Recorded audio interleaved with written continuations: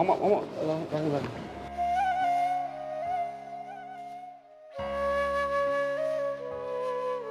মা বাজান তুই কেমন আছিস? মা আমি তো ভালো আছি। আর আর তুমি এই বাড়ির থেকে নামতাছো, আর তোমার এই অবস্থা কেমন? আমি কেমন আছি এই অবস্থা কেন তুই কিছুই জানিস না? আমি তো এই বাড়িতে কাম করি বাজান।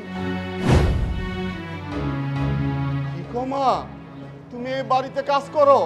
কেন তুই তো জানোস আমি মানুষের বাসায় কাম করি। তোর না বলে কাম কাজ নাই, তুই বিদেশে কষ্টে আসোস, তোর বউ করলো তুই কোনো টাকা পয়সা পাঠাস না, আরো নাকি উল্টা তোর শাশুড়িরা তোর টাকা খরচ দেয় তোর চলার জন্য। আমি বিদেশে কষ্ট করি, মাসে অনেক টাকা ইনকাম করি, ওখান থেকে বাড়িতে টাকা পাঠাই, তোমার লাগে এক্সট্রা মাসে 20,000 টাকা করে পাঠাই। তুমি ভালো জিনিস খাইবা, ফল ফ্রুট খাইবা, ভালো ভালো কাপড় পরবা, আর তুমি আমার এসব কি শুনাইতেছো মা? হ বাজান, তোর বউ যেটা করবো তোর শাশুড়ি যেটা করবো আমার তো এটাই বিশ্বাস করতে হইব। তোর সাথে তো আমার কোনো যোগাযোগ নাই বাজান। আমি আরো ভাবলাম তোর জন কামাই রোজগার নাই, তুই কষ্টে আছিস, ওরা আমার কি লেগে বয়ে বয়ে খাওয়াইব।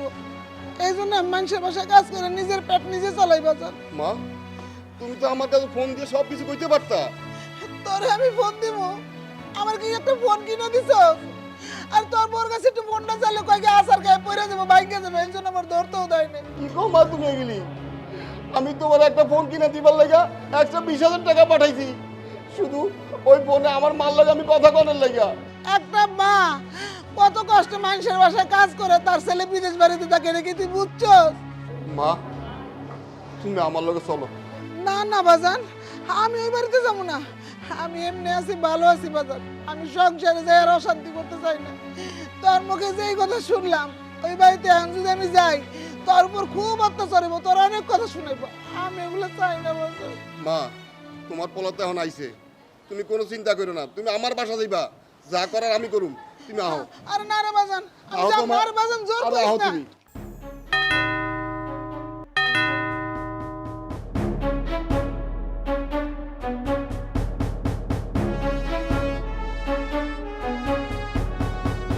আরে দুলা ভাই, আপনি আপনি বিদেশ থেকে এসেছেন, কই কিছুই তো জানালেন না। তখন জানা আইলে তবু তো এই আসল রূপটা দেখতে পারতাম না। আসল রূপ মানে কি বলতেছেন এসব? তোর বোন কই? আপু আপু তো একটু আম্মুকে নিয়ে মার্কেটে গিয়েছে। ওই ফকিন্নির বাচ্চা, তোর বইনে তোর মারলা মার্কেটে গেছে, আমার টাকা দিয়ে তোর মার স্বর্ণ গয়না কিনা দিতে না, আর আমার মা মানুষের বাড়িতে বাড়িতে কাজ করে।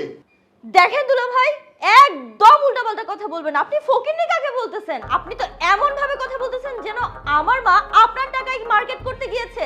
আমার বাবার কি কম টাকা পয়সা? তবু কি আছে আমি জানি না? আমি বিদেশ থেকে লাখ লাখ টাকা পাঠাই, ওই টাকা তোরা খরচ করস, আর বাহ দেখছো আমার টাকা নতুন নতুন জামা কাপড় পরস, এখন তো কোট প্যান্ট পরে রইছ ফকিন্নির বাচ্চা। দেখেন দুলা ভাই, আপনি এবার লিমিট ক্রস করে ফেলেছেন। ও বুঝতে পারছি, আসতে না আসতেই আপনার মা আপনার কান ভারী করে ফেলেছে। শুনেন, আপনার মা একদম জঘন্য একটা মহিলা। ওই ফকিন্নির বাচ্চা, আমার মা জঘন্য মানে? তুই কারে কি কস? হ্যাঁ আপনার এত বড় সাহস, আপনি আমার গায়ে হাত তুললেন। আজকে আপনার একদিন কি আমার একদিন। আমি এখনই যাচ্ছি আপু যা আনতে। যা। বাজান এটা তুই কি কাম করলি?